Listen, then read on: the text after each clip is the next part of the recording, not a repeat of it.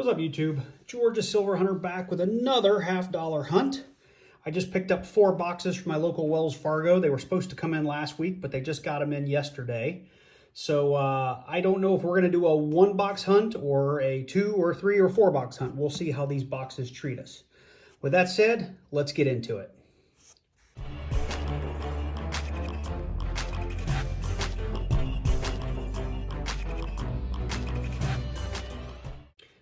Actually, before I open this box, I was looking at my YouTube analytics, and it looks like a lot of you guys are checking out my video, but very few of you are actually hitting that subscribe button and that like button. Just take a second right now. It only takes a second. Go down, hit that like button, hit that subscribe button. I'm trying to get my subscriber count up because one day I'd love to make a few bucks on these videos. At the end of the day, you know, I'm doing them for fun, but it would be nice to make a couple of dollars. So please, it just takes you a second. Go hit that subscribe button. Leave me a comment down below. It would be greatly appreciated. All right, now that that's out of the way, let's see what's in this box. Look at that, I got it all out of whack here. All right, I got a marked coin. All right, nothing's jumping out as silver, but I said that in the last video. That's got a little bit of white to it. I suppose that could be silver, but I doubt it. Anyway, let's get them rolled over, and we will jump into some rolls. Okay, I lied. I was about to flip them over, and I saw right here. That is actually going to be a 1967 Ender. So we do have a silver Ender, which gives me some hope that we will have a box loaded with silver. So like I said, let me get them rolled over, and we'll jump right in. All right, well, we got them rolled over. Nothing is jumping out at me as silver, but I said that about the front side, so I could be wrong. After the roll, our silver Ender ended here, and I left him face up, so I would remember that's where he was. With that said, let's get into these rolls. I will bring you in at the first find, and I'm hoping it's not here. I'm hoping it's here. So I've been weighing these as they come out. I can already tell you my silver Ender was like a 225 point something, so it's not overly heavy. This one just weighed in at 226.6, which is kind of high. We don't have any Enders, but I figured we would just go ahead and open it together just in case. All right, I'm not seeing silver. Seeing some thick rims. We do have that nice 96.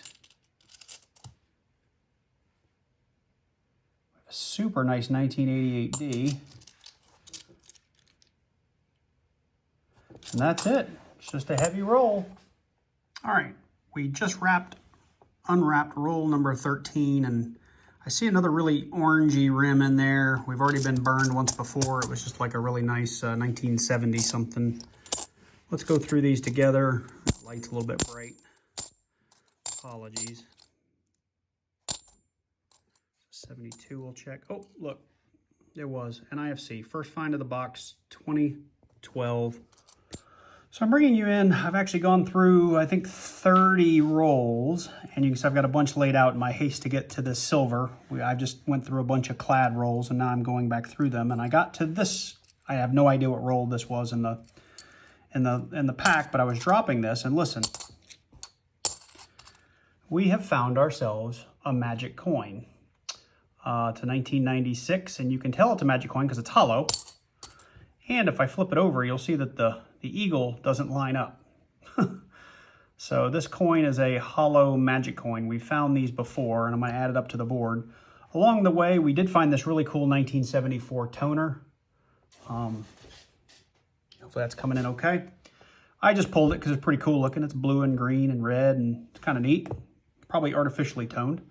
We do have a 2006 and 2 2012 NIFCs. The rest of this has all just been clad. But I thought this was pretty cool, finding that magic coin, and I wanted to bring in and show it to you. Okay, we are on roll 31, and we have made it to our Ender. So we know we've got a 1967 in here, unless I'm blind, which my eyesight is going and I don't have my glasses. But that is a frosty white edge. Everything else in there, hopefully you can see that. Get up here a little bit closer. You can see that white edge. I'll go ahead and I'll move it into the middle. Make it a little bit easier to see. Anyway, there it is.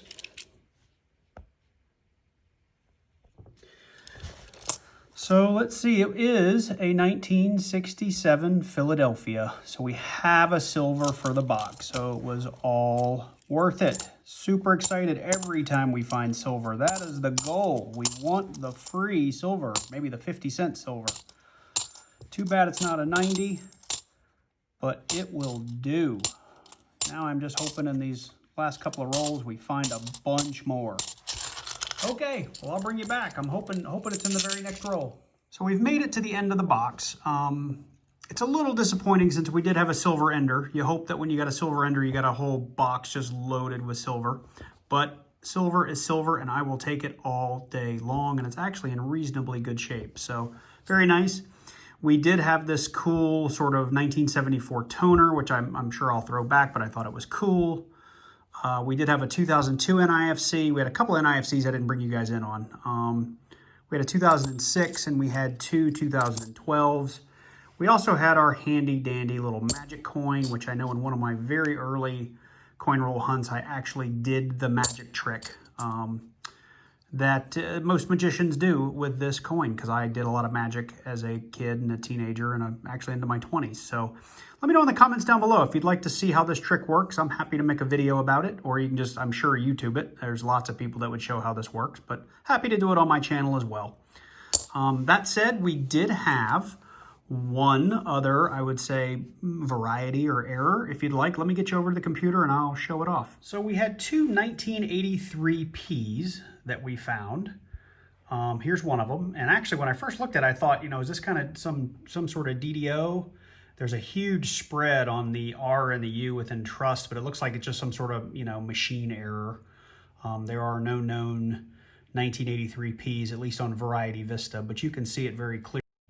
Sorry for the weird cut. I got a phone call in the middle of it, but in the middle of recording. But you can see the spread on the T, the R here, the U, and a little bit on the S. But I do, if you look at the smudging and the smearing on the coin, I think this is it's damage or it's a machining problem. That said, when you flip it over, and I'll show you, like when you get it in just the right light, you can see that FG, but if you turn it just a little bit, the FG kind of disappears. So that's what I originally saw. And I thought, this is a no FG, but if you turn it just so into the light, you can see that FG slowly appear. So I would call this just a regular 83P. If you think this is enough of that FG missing to call it a no FG, let me know in the comments down below. We did have one other 1983P that we pulled and looked at under the scope afterwards. This one too has a little bit of that spread. You can see it a little bit on the R and a little bit on the T. But when we get over here on the back, this one you can see just a touch of raised metal, but no matter how I turn this thing in the light, I cannot actually make out an F and a G. So I've looked at this a lot of different ways. So I would classify this one as truly a 1983P. No FG. Unfortunately, it's not in the greatest of shape, but it's still a find and we'll add it to the board.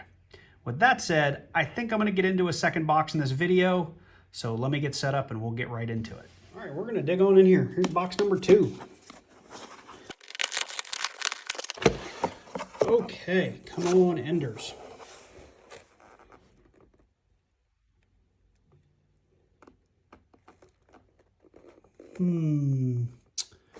Nothing's jumping out. All right, we'll get them rolled over. We'll dig right in. Okay, well, we got them rolled over and nothing was obviously an ender, so we're going to get into these rolls and see what we find. I'll just check this first one with you before we turn off the camera and hunt away. Nope, looks like it's all clad. So we will bring you in at the first find. So we are into roll number 2. First find, 2007, what looks like to be a D. Not a great find, but it's the first of the box. So we are on roll 35. I have not brought you in because all I have found is some busted NIFCs. I got a 2003, I got a 2007, I got a 2009, and I think what is this one? A 2017 with a little bit of ring on it, a little bit of ring of death there on it. So 4 NIFCs so far, roll 33, got it open, and I see something gray, see something silvery. I'll be honest with you guys, I've already taken a peek, so I know what it is. There it is right there. 1967, just like the last box. So we still have 17 rolls to go. I'm hoping we find a few more of those because I love finding silver. All right, the rest of that's all plaid, so I'm gonna go through it. I'm hoping to bring you in at least one more time before we get to the end. So unfortunately, we are at the end of our box. We did end up with the star of the show, which was a 1967 40% silver. It's funny that in both boxes, we found a 1967 silver. We did end up with a bunch of NIFCs. I didn't bring you in for all of them, but we had a 2017, we had a 2009, we had a 2008, 2007, 2005, and a 2003. Like we've seen in a lot of our boxes, we did get a couple of the Enchiladas E Street Cafe sticker coins. Just going back in the bin, but we did get them. Oh, they're stickered on both sides. This one's special. And then we got a couple of potential book fillers. These guys they were gorgeous. You can see how shiny they are. There's a 1991P. Just some gorgeous coins. We're going to check them against our book. I think we're going to break into a third box. So let me go get it, and we are going to crack right into it. And here it is, box number 3.